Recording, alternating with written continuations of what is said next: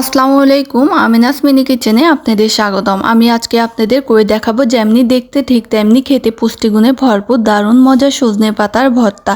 এই ভর্তাটা যে শুধু খেতে মজা তা কিন্তু নয়, আপনারা শরীরের ওজন দূরত্ব কমাতে কোনো রকম ওষুধ ছাড়া কোষ্ঠকাঠিন্য দূর করতে ম্যাজিকের মতো কাজ করবে এই সজনে পাতার ভর্তা। চলে যাওয়া যাক রেসিপিতে। আমি এখানে সজনে পাতা নিয়েছি, পাতাগুলো আমি ভালোভাবে ধুয়ে পরিষ্কার করে নিয়েছি। এখানে নিয়েছি আমি 2 পিস মাছ। মাছ দিলে খেতে অনেক মজার হয়, আপনারা চাইলে স্কিপ করতে পারেন। এখন মাছগুলো আমি হলুদ মরিচ লবণ দিয়ে ভালোভাবে মেখে নিব।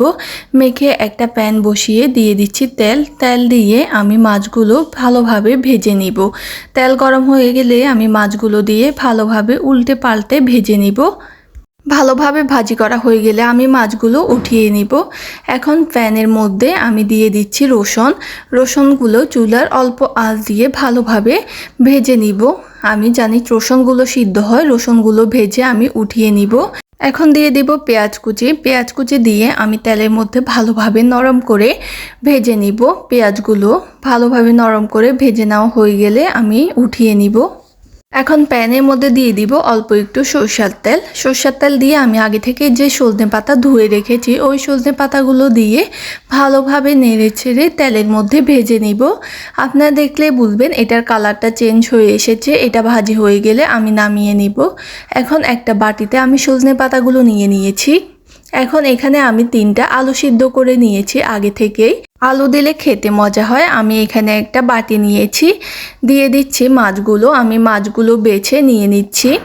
আপনারা দেখলে বুঝতে পারবেন আমি কিভাবে বেছে নিয়েছি। মাছগুলো কাটা বেছে নিয়ে এখানে আলুগুলো আমি হাত দিয়ে একটু কষলে নিয়েছি। এখন সজনে পাতাগুলো আমি দিয়ে এগুলো ভালোভাবে মিক্স করে নিব। সজনে পাতা, মাছ এবং আলু, এটা যত ভালোভাবে মিক্স করবেন খেতে অনেক মজার হবে। এই তিনোটা ভালোভাবে হাত দিয়ে মেখে কষলে নেবেন।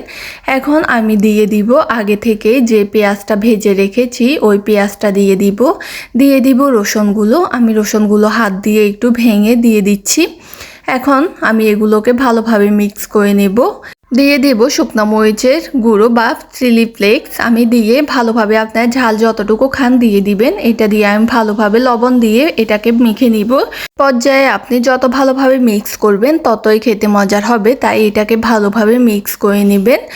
আমার মিক্স করা হয়ে গেছে, তৈরি হয়ে গেল আমার সজনে পাতার ভর্তা। এভাবে যদি আলু এবং মাছ দিয়ে আপনার সজনে পাতা ভর্তা করে খান কখনোই ভুলতে পারবেন না।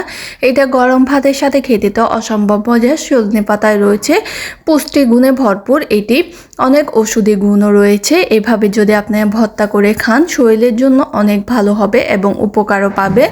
তাই আমার রেসিপিটা ভালো লাগলে আমার চ্যানেলটা সাবস্ক্রাইব করবেন। সকলে ভালো থাকবেন, সুস্থ থাকবেন। দেখা হচ্ছে পরের কোনো ভিডিওতে। আল্লাহ হাফেজ।